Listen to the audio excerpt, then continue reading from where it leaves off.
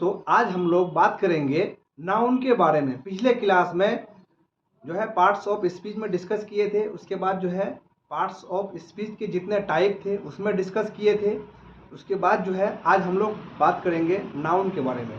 तो नाउन कहते किसको है, नाउन के टाइप कितना होते हैं, ठीक है। तो सबसे पहले नाउन, ठीक है, नाउन जो है ये किसी खास आस्थान जानवर, किसी आस्थान जानवर के नाम को, ठीक है, क्या कहेंगे, नाउन कहेंगे। आगे फिर देखते हैं, पहले मोटा मोटी समझते हैं, ठीक है।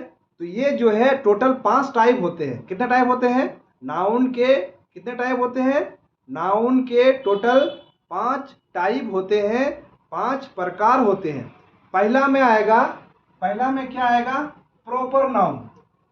प्रॉपर नाउन वो हम उसको कहेंगे जो किसी खास आस्थान या किसी खास व्यक्ति या किसी खास जगह आदि के नाम को क्या कहेंगे, प्रॉपर नाउन कहेंगे, ठीक है। जो प्रॉपर वे में जिसका नाम मौजूद हो, ठीक है, उसको प्रॉपर नाउन कहेंगे। जैसे यहां देखते हैं, जैसे इसको देखते हैं, क्या है, जैसे राम, ठीक है, श्याम, ठीक है, जैसे पटना, दिल्ली,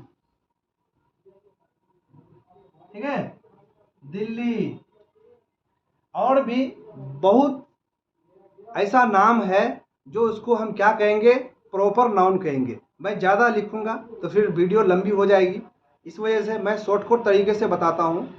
तो इस तरह के नाम को राम, श्याम, लक्ष्मण, पटना, दिल्ली, इंडिया, गुजरात, इस तरह के नाम को क्या कहेंगे, प्रॉपर नाउन कहलाएंगे, ठीक है। दूसरा में आता है, दूसरा में आता है कॉमन नाउन, जिसको हिंदी में हम बोलते हैं जातिवाचक संज्ञा, जिसको हम क्या कहेंगे, जातिवाचक संज्ञा। वैसा नाम को कहेंगे जो कॉमन में आए, जो किस में आए, कॉमन में आए। जैसे क्या है, आदमी, आदमी, बकरी, ठीक है, गाय, भैंस।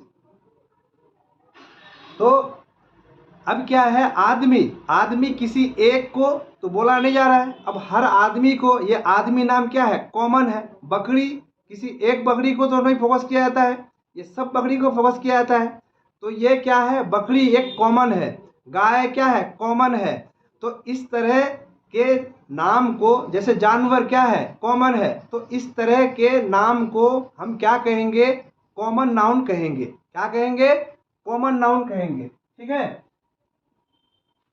आगे बढ़ते हैं, कलेक्टिव नाउन, मतलब हम उसको कहेंगे जिसको हम एक गिन सकते हैं, ठीक है, जिसको कलेक्ट कर सकते हैं, जिसको कलेक्ट कर सकते हैं। उस तरह के नाउन को हम क्या कहेंगे, कलेक्टिव नाउन कहेंगे। क्या कहेंगे, कलेक्टिव नाउन कहेंगे। जैसे क्लास, ठीक है, जैसे क्लास, आर्मी, ठीक है, और इसी तरह से नाम है।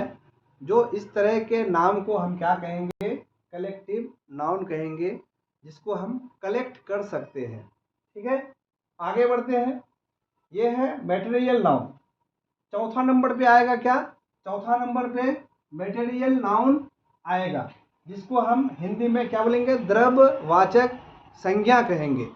तो द्रव्यवाचक संज्ञा हम उसको कहेंगे जिसको हम नाप सकते हैं, तौल सकते हैं, ठीक है, जिसको नाप सकते हैं, तौल सकते हैं, उस तरह के नाउन को क्या कहेंगे, मटेरियल नाउन कहलाएंगे। जैसे उदाहरण के तौर पर हम समझते हैं, जैसे चावल, चावल को हम नाप सकते हैं, तौल सकते हैं, ठीक है। जैसे तेल, तेल को हम तौल सकते हैं, ठीक है। बहुत सारा ऐसा चीज है, ठीक है। गेहूं, ठीक है, गेहूं। और क्या लोगे? पानी, पानी। तो इस तरह के चीजों को हम क्या कहेंगे? मटेरियल नाउन यानी द्रव्यवाचक संज्ञा कहेंगे। आगे बढ़ते हैं, 5वां नंबर पे है अब्स्ट्रैक्ट नाउन। अब्स्ट्रैक्ट नाउन क्या है? जिसको हम हिंदी में भाववाचक संज्ञा कहेंगे। तो उसको कहेंगे जिसको हम एहसास कर सकते हैं, जो मुझे एहसास होता है। जैसे बुखार का होना, ठीक है, ये क्या है? एक एहसास है। भूख का लगना, ये क्या है? एक एहसास है, समझे। एक दूसरे पे एतबार करना, ये क्या है? एहसास है, समझे। प्यार करना क्या है? एहसास है, समझे। तो इस तरह के चीजों को हम क्या कर सकते हैं? अब्स्ट्रैक्ट नाउन कहेंगे।